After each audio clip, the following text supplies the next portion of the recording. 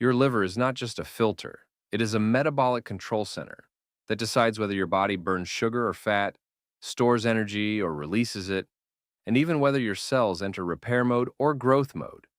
And the moment you stop eating, it begins to change its entire operating system. Most people think intermittent fasting is just skipping meals. But inside your body, especially inside your liver, a precise sequence of biochemical switches begins. Fuel systems shut down, backup energy pathways activate, hormones reverse roles, and even cellular recycling processes start to increase. Welcome back to the channel. Today, we are going deep inside one organ most people underestimate: the liver. We will break down what happens in the first hours of fasting, how glycogen stores control your energy, why fat suddenly becomes the primary fuel, how ketones are produced, and why your entire metabolism begins to reshape itself depending on when you eat. Let's dive into the science. The fed state. Your liver in storage mode. Every metabolic process starts after your last meal. When you eat carbohydrates, proteins, or fats, your digestive system breaks them down into smaller molecules. Glucose enters your bloodstream and blood sugar rises. In response, your pancreas releases insulin. Insulin is the storage hormone. Its job is to move nutrients out of the bloodstream and into storage sites. At this moment, your liver becomes a metabolic manager of excess fuel. It absorbs glucose and converts it into glycogen through a process called glycogenesis. Glycogen is a tightly packed storage form of glucose that sits primarily in liver and muscle tissue. But here's the important part. Your liver is not designed to store unlimited energy. It has a limited capacity. Once glycogen storage reaches its maximum, excess energy is pushed toward fat storage in adipose tissue. During this fed state, your metabolism is in a storage-first mode. Fat burning is suppressed. Insulin levels are high. Energy is abundant in circulation, so the body prioritizes storage over release. This is your baseline state after eating, but it does not last long. Hours 0 to 4. Fed state, glycogen storage. The fed state, your liver in storage mode. Content under the stage, since it already describes the 0 to 4 hour period after eating. As time passes after your last meal, blood glucose slowly begins to drop. Your body detects this change through hormonal feedback loops. Insulin levels gradually decline. As insulin drops, glucagon begins to rise. Glucagon is insulin's functional opposite. Instead of storing energy, it signals your liver to release it. At this stage, your liver switches from storing glucose to releasing stored glycogen. Through glycogenolysis, glycogen is broken back down into glucose and released into the bloodstream. This keeps your brain supplied with energy even when no food is coming in. This is a crucial survival mechanism. Your brain alone consumes a large portion of your daily glucose supply, so the liver acts like a buffer system between meals. However, this system depends entirely on glycogen availability. Once glycogen levels begin to drop significantly, your body must find another fuel source. Hours 4 to 8. Glycogen release begins. As time passes after your last meal, blood glucose slowly begins to drop. Your body detects this change through hormonal feedback loops. Insulin levels gradually decline. As insulin drops, glucagon begins to rise. Glucagon is insulin's functional opposite. Instead of storing energy, it signals your liver to release it. At this stage, your liver switches from storing glucose to releasing stored glycogen. Through glycogenolysis, glycogen is broken back down into glucose and released into the bloodstream. This keeps your brain supplied with energy even when no food is coming in. This is a crucial survival mechanism. Your brain alone consumes a large portion of your daily glucose supply, so the liver acts like a buffer system between meals. However, this system depends entirely on glycogen availability. Once glycogen levels begin to drop significantly, your body must find another fuel source. 8 to 12 hours. The metabolic switch point. This is where the most important shift begins. As glycogen stores become depleted, your liver can no longer rely on stored sugar to maintain blood glucose levels. At this point, your body enters a metabolic transition phase. Now, your liver activates gluconeogenesis, the production of new glucose from non-carbohydrate sources, like amino acids and glycerol. But this process is not enough to fully sustain long-term energy demands. So another system activates simultaneously: fat metabolism. Stored triglycerides in fat tissue begin breaking down into free fatty acids.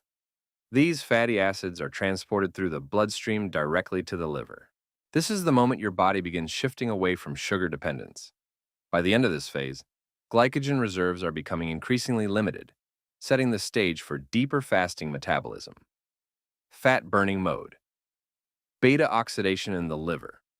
Inside liver cells, fatty acids enter mitochondria, where they undergo beta-oxidation. This process breaks long-chain fatty acids into smaller units called acetyl-CoA, which can be used to produce energy. At this stage, your liver is no longer primarily a glucose processor. It becomes a fat-burning engine. But there is a limitation. When too much acetyl-CoA is produced and the energy cycle cannot process it fast enough, the liver begins converting excess acetyl-CoA into a different form of fuel. This is where ketones come in. Ketone production, the fasting energy system. Ketogenesis is the process where your liver converts excess acetyl-CoA into ketone bodies, a completely alternative fuel system your body switches on during fasting. The three main ketone bodies are beta-hydroxybutyrate, acetoacetate, acetone. Once produced, these molecules are released into the bloodstream and delivered to high-demand organs like the brain, muscles, and heart, where they are used as a powerful alternative energy source when glucose becomes limited. This is one of the most important metabolic shifts in human biology because it represents a full transition in how your body generates energy. Why does this matter so much? Because the brain, which normally depends heavily on glucose, can now efficiently run on ketones instead. In many fasting states, ketones actually provide a cleaner and more stable fuel source, producing fewer reactive byproducts compared to glucose metabolism. This is one reason many people report improved mental clarity, sharper focus, and more stable energy during fasting periods. At a biological level, your brain is literally operating on a different energy system. At this stage, your liver is no longer just processing food energy. It has fully transitioned into a dual-function metabolic engine, breaking down fat for fuel, producing ketones for systemic energy support. This marks the true metabolic identity shift of fasting, from glucose dependence to fat-powered, ketone-driven energy physiology. Hormonal rebalancing. Insulin versus glucagon. As fasting continues, hormonal balance shifts significantly. Insulin remains low, which is critical because insulin is the primary signal for fat storage. Low insulin tells your body to stop storing and start releasing energy. Meanwhile, glucagon rises. Glucagon signals the liver to maintain blood glucose through internal energy production, rather than external food intake. This insulin to glucagon ratio is one of the most important metabolic switches in the human body.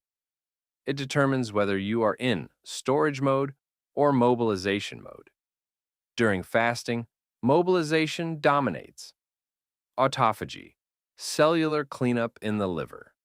When fasting extends beyond approximately 16 to 24 hours, another process becomes more active: autophagy. Autophagy is the body's internal recycling system. Damaged proteins, dysfunctional mitochondria, and cellular waste are broken down and repurposed. Your liver plays a central role in regulating this because it is one of the most metabolically active organs in your body. Under normal feeding conditions, constant nutrient availability suppresses autophagy. But during fasting, nutrient signaling drops. This allows cells to shift from growth and storage toward repair and cleanup. Think of it as your cells entering maintenance mode instead of expansion mode. Inflammation and metabolic load reduction. Another important effect of fasting inside the liver is a reduction in metabolic workload.